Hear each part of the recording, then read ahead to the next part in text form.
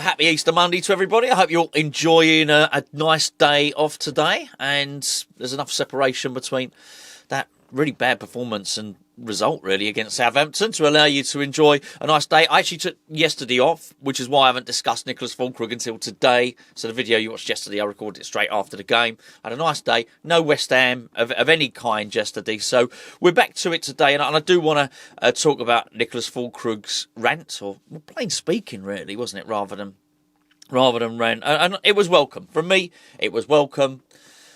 I think there's so many...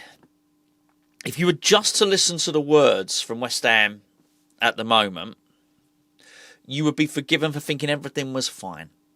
It's all fine. Next season's going to be fine. Now is fine. It's all part of the process. If you listen to the words, they're quite calming words, aren't they? It's all good. It's all part of the process.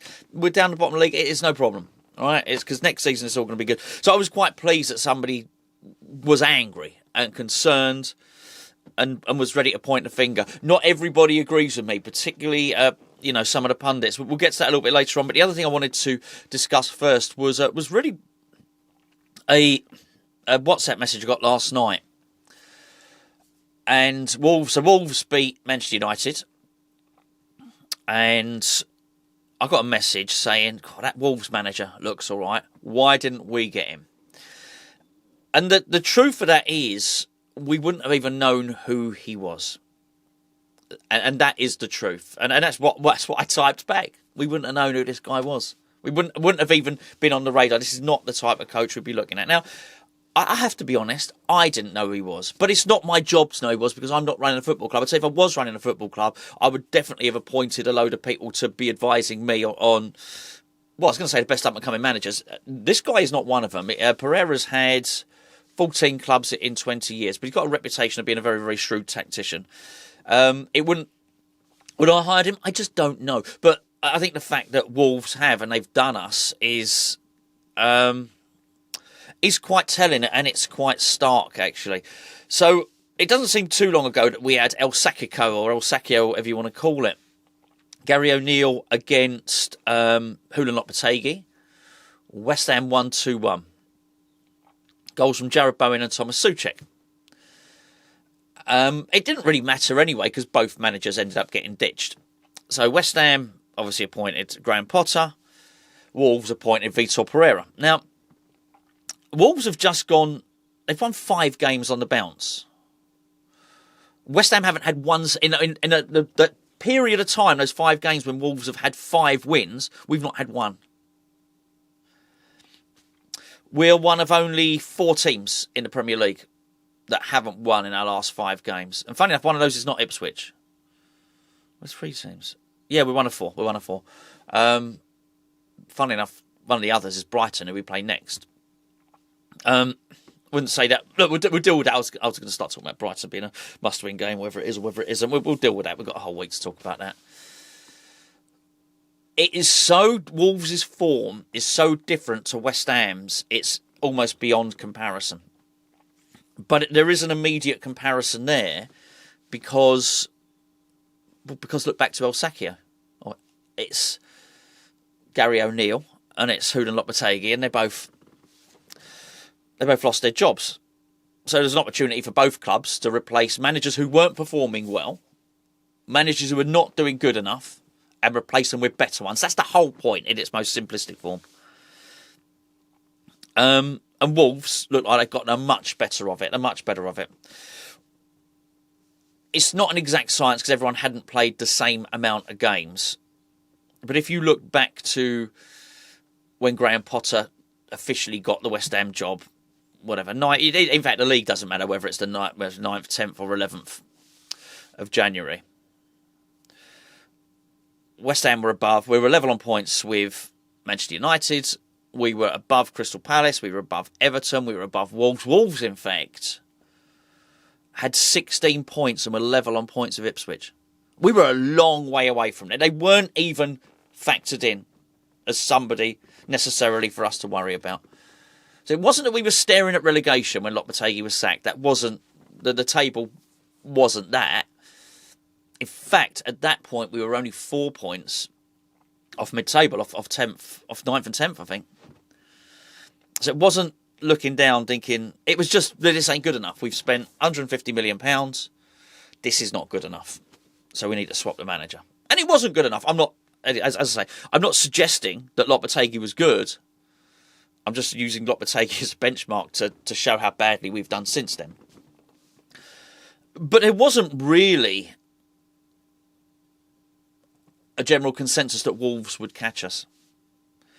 Well, they have done. They've overtaken us, and they're significantly better than us. And I mean, that was quite some game. Sackico was quite some game, because both teams, when I had a look earlier this morning, both teams had 19 shots. 19 shots. So both teams really going for it, and you could tell a couple of managers who were desperate to keep their jobs. Things have really changed. It's amazing how quickly things have changed at West Ham since mid-January to now. Because we are in the doldrums. We really are. We are a club. And I mean a club, not just a team. We are a club that is struggling massively. We have... Look, two major problems this season. And I believe it is the appointment of Julian Lopetegui and then the appointment of Graham Potter. We'll deal with that another time. But I'm certainly... I'd need to do my research, but I don't think there's too many teams who can get two managerial appointments in a row wrong and get away with it. But anyway, I just go back to that message that I received last night. Why didn't West Ham? Why didn't West Ham go and get this Pereira guy? We just wouldn't have known. We would not have known who he is, because in the same way that when Bournemouth appointed Iraola, we wouldn't have known who he was. We just wouldn't. This is why you need a director of football. So the guy that took over Bournemouth, whose name escapes me, an American investor, they own a few clubs. But he came in at Bournemouth. Did he know necessarily who Iraola was? Probably not. The American chairman? Probably not. But at all their clubs, they appoint somebody that knows about football. So they probably don't miss out on a next up-and-coming manager. They don't do what West Ham had done, which is, go and appoint somebody who basically failed at their last club, and that's what we've done. We've appointed somebody who failed at their last club, and we're hoping he comes good. You probably got the idea by now that I just have no faith that we're going to turn this around. None at all. And I've spoken, quite a lot recently about having faith. I don't have any. The evidence is so profound, it's so big that anyway, you don't need me to repeat what I said in yesterday's video. Today's video is sponsored by Surfshark, and Surfshark are a VPN. Why do you need a VPN? Well, you need a VPN to protect and encrypt the data on your device that you're watching this video on. That sounds awfully technical and complicated, doesn't it? To put it in simplistic terms, you're hackable. Your devices are hackable, particularly if you're out in a public domain and maybe you're using 5G, or maybe you're using the Wi-Fi in a restaurant or something like that. It's not the olden days where basically someone's just going to go and hack a load of phone numbers and stuff like that. Everything that is important to you tends to be on your mobile phone these days, particularly your banking details, particularly your passwords. Anything that you don't want people to get is absolutely gettable. That's why you're going to need to encrypt all of your data and encrypt everything that you do to mask. It's basically like a brick wall. Better than a firewall, a brick wall that stops other people snooping on what you're doing by putting a line of defence in between you and those naughty folk who want to get hold of all your information. The link is in the description below for Surfshark. We've got a really good deal on at the moment. Well, we've had it for quite some time. 4 months free. 4 months free and a 30-day money-back guarantee. The link is surfshark.com/HammersChat, or if you just go onto Surfshark, it'll ask you if you've got a discount code. You do. It's HammersChat, all one word. It can be used on multiple devices, so it's not like you have to get one for your mobile phone and one for your laptop, and you've not got to do that. You just subscribe once and you can cover your laptop, your computer, your mobile phone, your Fire Stick, all of that stuff, or it's a one-stop shop for all of that. Go and check it out, and even if you don't take us up on our promo code, go and get yourself a VPN anyway. But go on, get yourself a little discount, use that link below. Niclas Füllkrug. Really interesting, actually, watching what's some of the reaction from it. As I said, I had a day off yesterday, but it's, even when you have a day off, you're still checking in, you're still having a look. So I saw a few reactions, some criticism, not from West Ham fans, funnily enough, which I wouldn't expect from the media, from the mainstream media. West Ham fans, I think we sort of welcomed a bit of plain speaking for all the reasons I said at the start of the video. Watch this segment. I think it was taken from Sky Sports. It was Jay Bothroyd, who I like. I think he's one of the better football pundits, or whatever you want to call him. And he was alongside Jamie O'Hara, and it's sort of as if what Fullkrug did went against the players' code. And Bothroyd made some observations that Fullkrug shouldn't be saying this stuff because he's not been available. He's not been playing. Sort of almost, how dare he criticise those players? It would have been all right if Bowen had come out and said it, because Bowen's been scoring goals. And it was really interesting watching the reaction and reading the reaction as well from former players. And I think that the trouble is, so much of the media now, it's much different to even how it was 20 years ago. So the media and the people that were talking about football, even on TalkSport, you'd often have a former player and you'd have a journalist, but both would give their opinions. And certainly that was the case on TV. I used to watch something called the Sunday Supplement, which was all journalists, actually. So, yes, you got the player's angle and you got the player's opinion, but you also, to an extent, got a fan's one, but also, somebody that was a journalist, basically, who would speak plainly and didn't have any affiliation to any particular player or any particular club or any particular manager. And it sort of worked. Now it's stacked so heavily with former players that that's sort of all you really get is the player's perspective. And even sometimes if you're watching, maybe Sky Sports watching a match or something like that, the host isn't offering his opinion. He'll just ask questions. So there is a journalist there, but he's just asking questions, really, rather than giving his opinion. So I guess it's no surprise that there was this... I think this quite skewed opinion that what Fullkrug had done is wrong, because I guess from a player's perspective it was. But from a West Ham perspective it wasn't. It was exactly the kind of plain speaking that we needed, and maybe what Bothroyd saw as not the done thing, because Fullkrug had not played many games this season, because he's been injured, because basically Fullkrug has not been a transfer that's worked out.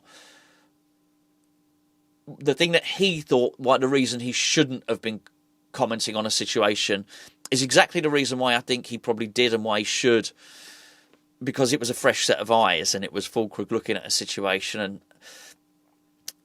having not been bogged down by all of it. I think his first injury went back to Germany. I think after his second injury, West Ham sent him to Dubai to get fit. He's not been involved in a lot of this stuff, and then obviously he's only been here. He's a new boy anyway, and coming from a team that qualified for the Champions League final in Dortmund. Germany, obviously, did really, really well for them in the summer. So I think as somebody with a fresh set of eyes that's coming from a nation and a club where things did work, coming into West Ham, he's probably really, really well positioned to point out where things don't work and what was wrong.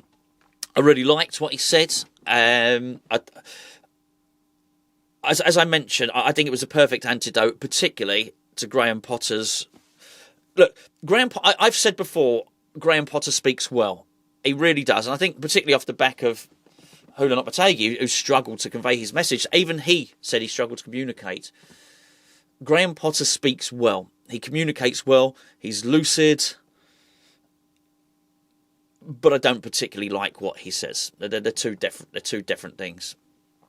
Gets his message across, but I don't like the message, because, as I say, and I understand why he would be like that. It's a calming message. It's a message of don't worry. It's a message of expectation, a message of encouragement. And I understand why he's doing it, but there comes a point where he's just stood there as a cheerleader, telling you everything is great. And I know he's changed his tune somewhat. and said, "Oh, no, we have to sort these things out." And he's got these phrases that he uses. I quite like the one at the start. He said, "I need to look under the bonnet and see what's going out." And he often says, "We need to see what that looks like." He used one the other day. This after the Southampton game. I think we're going to need to zoom out and see what's wrong. And I don't know about you. It's almost like corporate speak. I get tired of hearing it. I don't want to hear about zooming out. I don't want to hear about that stuff. And I think for Fullkrug to come in and say that's shit, I think, okay. I don't know who he was calling out in particular. I do think part of it was calling out Potter. He sort of tried to rein it in a little bit at the end. But how could he not be? And I think even if the last bit, when he was trying to recover it a little bit, because it sounded like he was being critical of the manager, he was, when he reined it in and said, well, the coach is giving his message. And then it was almost a case of, well, the coach is giving his message and the players are not acting upon it. I thought if that is the case, then that's not good either, because it means that Potter's telling the players to do something and then not doing it, which then is, you would then question the man management skills. You would then question whether he has the... Because all you hear of Potter is he's a nice guy. You don't hear anything nasty about Potter. He's a nice guy. He's a likeable guy. You hear it so much from West Ham, behind the scenes, people at the training ground, leaks that you get from players. A nice guy, likeable guy. But I probably think that there are a lot of managers at the top. Maybe they are nice guys, maybe they aren't, but they certainly probably don't struggle to get their message across.